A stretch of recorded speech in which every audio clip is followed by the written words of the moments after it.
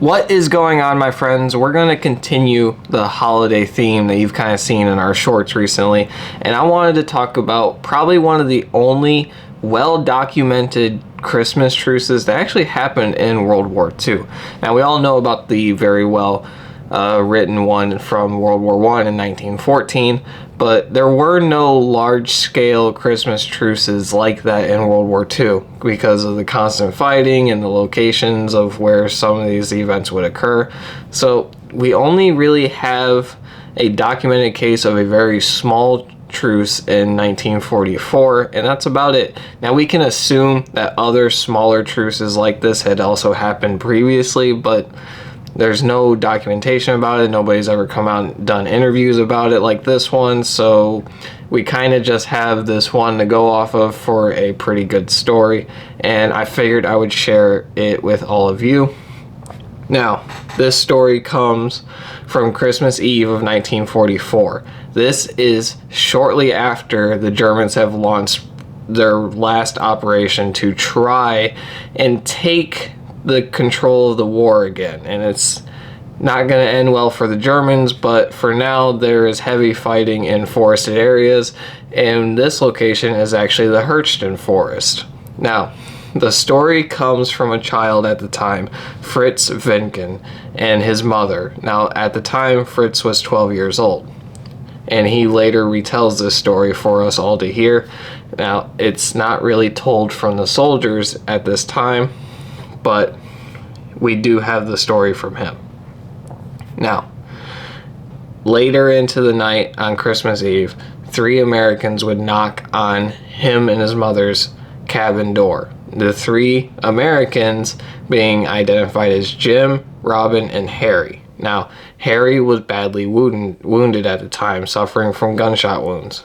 And after heavy fighting, they really wanted to find a place to shelter throughout this harsh winter night. And so the mother would let them in and offer them to sit at the table and have a meal with them. And at this point, they lost their whole division. They're lost. They have no idea where the American side is in this forest anymore. Now, they had been chased down by Germans all day long. And so later on, Germans would also knock on the door as well. So 4 Germans would knock on the door, and the corporal in charge of these Germans would ask the mother for refuge as well, because they need to hide out from this harsh winter night, and they have also lost what side their German forces are on. They don't know where they're at in the forest either, but neither of them are wounded at this time. And the mother, having probably one of the best responses to go with these Germans, because at this time, and it's like this for pretty much every nation during a time of war, if you're housing the enemy, it's considered a high act of treason, and you could be shot and killed or just thrown in prison for a lifetime, depending on the severity that you commit this crime.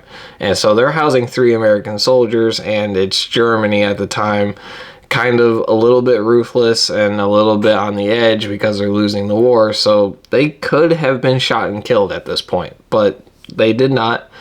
The mother instead said, "Of course, you can also have a fine warm meal and eat till the pot is empty. But we have 3 other guests whom you may not consider friends. This is Christmas Eve, and there will be no shooting here." Now, the Germans would ask if they are Americans, and the mother would reply again, "Listen, you could be my sons, and so could they in here. A boy with a gunshot wound fighting for his life, and his 2 friends. Lost, like you, and just as hungry and exhausted as you are. This one night, this Christmas night, let us forget about killing." Now, both the German side and the Americans that were inside the house would agree to the mother's wishes and would set their firearms at the entrance of the cabin.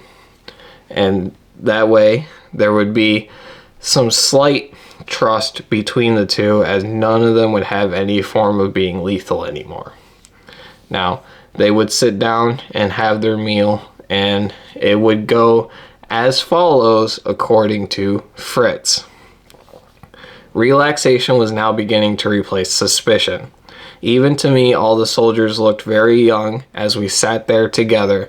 Heinz and Willie, both from Cologne, were 16. Their German corporal, at 23, was the oldest of them all. From his food bag, he drew out a bottle of red wine, and Heinz managed to find a loaf of rye bread. Mother cut that in small pieces to be served with the dinner. Half the wine, however, she put away for the wounded boy. Then Mother said grace. I noticed that there were tears in her eyes as she said the old familiar words, "Come, ha, Jesus." Now, probably butchered that, so I'm very sorry. Be our guest. And as I looked around the table, I saw tears, too, in the eyes of the battle-weary soldiers, boys again, some from America, some from Germany, all far from home. Just before midnight, Mother went to the doorstep and asked us to join her to look up at the Star of Bethlehem.